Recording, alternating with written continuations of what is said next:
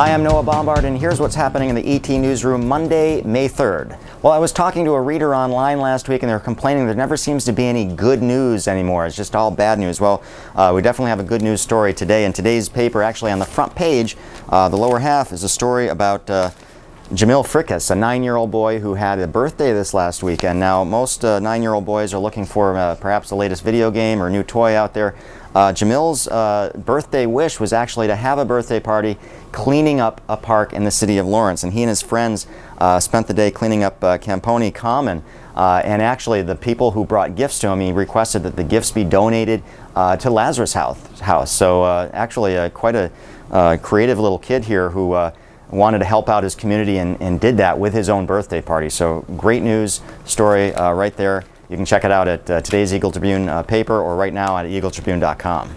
Breaking news in the Eagle-Tribune newsroom this morning, actually sad news. Mayor William Lantigua's mother passed away overnight.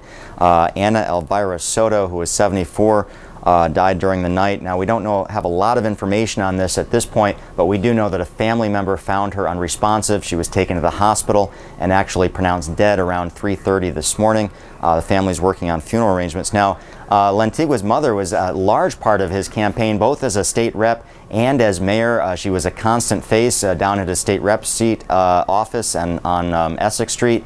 And during the campaign for mayor, she was by his side. Even at the inauguration, when he was sworn in as mayor, you could see his mom actually standing right by his side. So our condolences to Mayor Lantigua and his family, and we should have more on that later on. Right now we don't have a lot of information, but what we do have is online. Well, fresh online this morning is a story by our own staff writer Bill Kirk about a robbery last night of a Chinese food delivery man in Methuen. The man was held up for about $50 cash with a man who they say had a gun. Now, the story itself isn't huge, except as Bill Kirk actually pointed out to me this morning, this is the latest in several incidents right in this neighborhood in Methuen. Now, it's right on the Methuen-Lawrence line. And within the last several months and several weeks, really, we've had a rash of incidents. The Conlon's drugstore on Lawrence Street was an armed robbery there. There was that arson at the auto shop on Carter Street. The Dunkin' Donuts was robbed.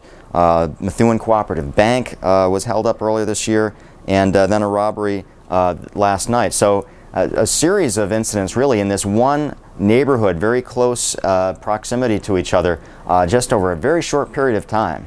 So we're going to continue to follow these stories, especially the story on Mayor Lantigua's mother. We'll have something up more on that later on when we get it. Just a reminder, you can find all this coverage and a lot more at eagletribune.com right now.